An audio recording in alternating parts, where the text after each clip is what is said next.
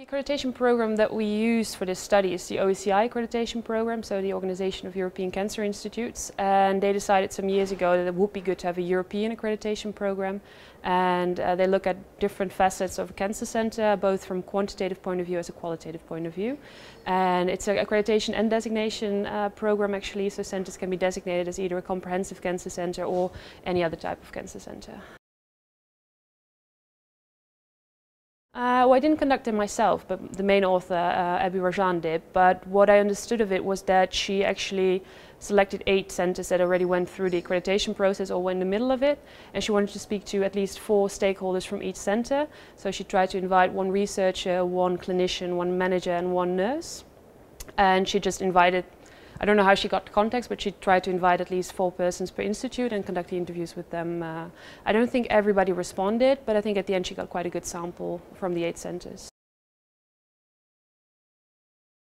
Well, I think, like mentioned in the article as well, I think especially nurses were quite happy with the accreditation, because I think before they felt that they were not being taken seriously that much and they were not having a very big role, and I think after the accreditation their role got much bigger. So I think especially nurses, they were quite satisfied with that because they felt that their position was much more professionalized after it.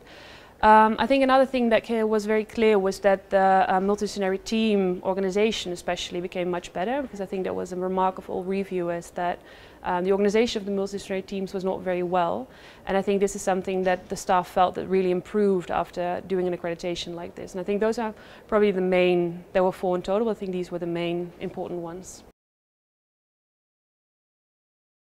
I would say that, I think accreditation is becoming a very important tool in terms of quality improvement or continuously quality improvement within cancer care, but within healthcare in general. But I do think it's important to look at what are the effects of it, because accreditations are quite costly both in time and resources.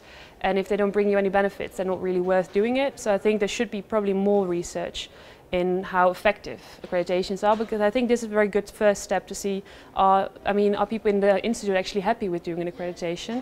And I think the message is yes, they're happy with it. Not all stakeholder groups were as happy with it, but I think the message would be, accreditation is working, but to really prove that it's working, I think more research would be needed on this topic.